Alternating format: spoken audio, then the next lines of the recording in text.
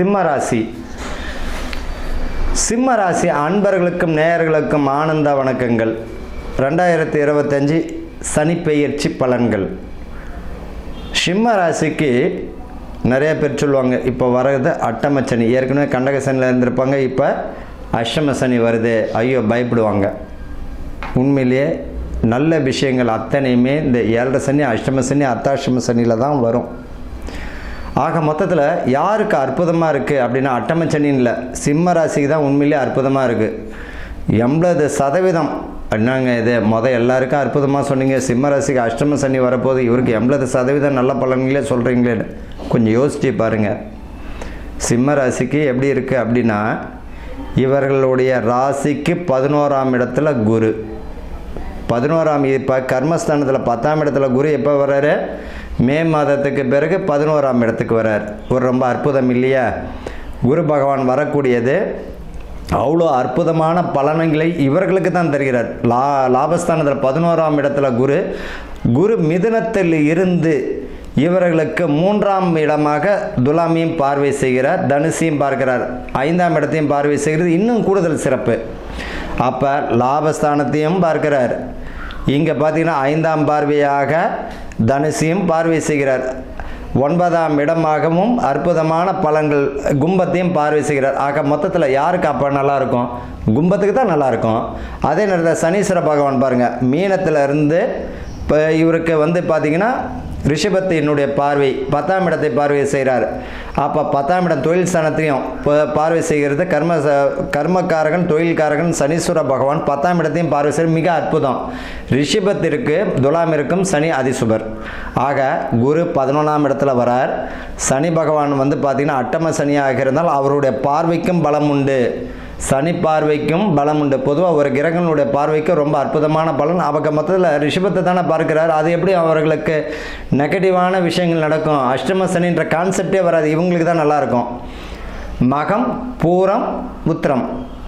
மகம் யாருடைய நட்சத்திரம்? அன்னை சமயபுரம் முத்து மாரியம்மன் பிறந்த நட்சத்திரம் மகம். அதனால தான் அந்த அம்பாளுக்கு மகமாயின்றோம். ஆடி பூரம்.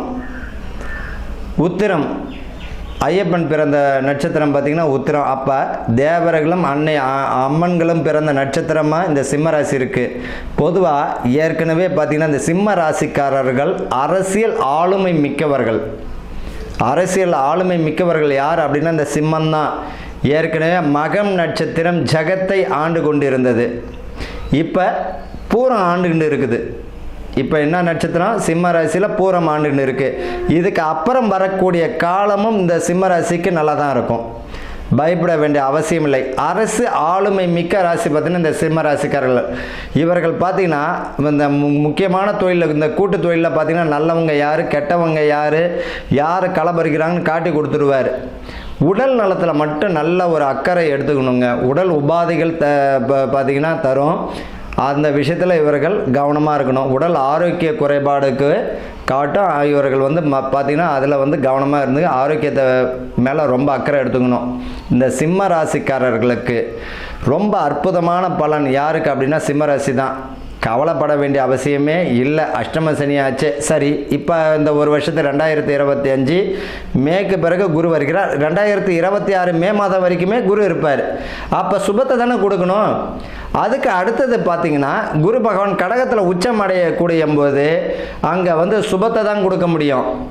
சுபத்தை கொடுக்கணும்னு வெளியிடம், வெளிநாடு, வர்த்தகம், இந்த மாதிரியான ஒரு நல்ல விஷயங்களை கொடுப்பார். பாதகஸ்தானம் சிம்மத்துக்கு இல்லை. ஒரு விஷயம் என்ன அப்படின்னா ஆரோக்கிய குறைபாடு தரும். ஆரோக்கிய விஷயத்தில் நம்ம கவனமாக இருக்கணும். உடல் ஆரோக்கியமாக வச்சுக்கிட்டாலே போகுதும். வேறு எந்த பயப்பட வேண்டிய அவசியமும் சிம்ம ராசிக்காரர்களுக்கு இல்லை. புது வீடு கட்டுவீங்க, குழந்தை பிறப்பு உண்டு, குழந்தை இல்லாத தம்பதியினருக்கு குழந்தை பிறக்கும். இது வரைக்கும் இங்கே வாடகை வீட்டில் ஐயோ வீடு பாதியில் நின்றுது, வீடு வாங்கவே முடியல, அந்த சுபத்துக்குரியது, சுப விரயத்துக்குரியதை தரும்.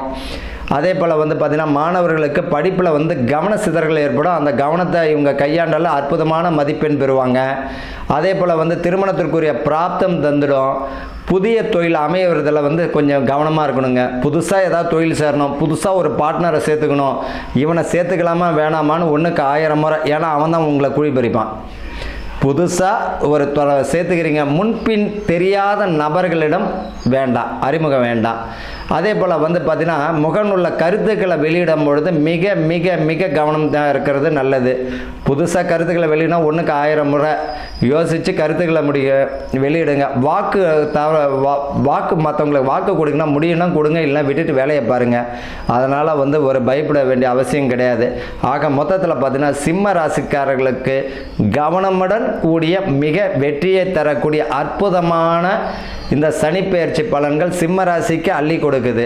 ஆக மொத்தத்தில் 80% இவர்களுக்கும் இந்த நல்ல பலன் தான். இந்த 2025 வரைக்கும். அதுக்கப்புறம் பார்த்தீங்கன்னா ஒரு 60% பலன்களாக இருக்கும். அது எப்படி இருக்கும் அப்படின்னா, உடல் ஆரோக்கியத்தை வச்சுக்கணும்.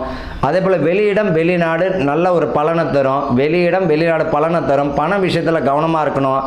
அதை ஒருத்தவங்க வேலை வாங்கி கொடுக்குறேன், அதை பணம் கேட்டாங்க கொடுத்தாங்கன்னா பணமும் வராது, வேலையும் வராது. உங்களுடைய சுய முயற்சியில் வெற்றி பெறுவீங்க. அதுதான் இந்த சிம்மராசிக்குரிய ஆளுமை. உங்களை நம்பி நீங்கள் எதையும் செய்யுங்க, சக்ஸஸ். மற்றவங்களை நம்பி நீங்கள் ஒரு விஷயம் செஞ்சீங்கன்னா ஃபெயில், எழுதி வச்சுக்கோங்க. உங்களை நீங்கள் நம்பி ஒரு காரியத்தை செய்கிறீங்கன்னா சக்ஸஸ்ஸு, ஒருத்தவரை நம்பி உங்கள் காரியம் செய்கிறீங்கன்னா ஃபெயிலு. பண விஷயத்தில் கவனமாக இருக்கணும். அதே போல் புதுசாக மண் வாங்கினா 1க்கு 1000 முறை வில்லங்கம் பாருங்கள். இது தேவையில்லாத பிரச்சனைகளை கொண்டு வரும். வீடு கட்டுறீங்களா, அதே போல் பக்கத்து இடம் எல்லாத்தையும் 1க்கு 1000 முறை ஆராய்ச்சி பண்ணி செய்யுங்க. அற்புதமான முன்னேற்றமான சூழ்நிலை இந்த சிம்ம ராசிக்காரர்களுக்கு தான். ஆக மொத்தத்தில் 80% நல்ல பலன்களை தரும். சரி, என்ன பரிகாரம் தான் செய்யலாம்? ஒன்றும் பரிகாரம் செய்ய வேணாம். உங்கள் உடம்பை நீங்கள் பார்த்துக்கோங்க, நல்லா சாப்பிடுங்க, ஹெல்த்தியாக இருங்க. உங்களுடைய குடும்பத்தை மட்டும், மனைவி மக்கள் பிள்ளைகளை பாருங்கள்.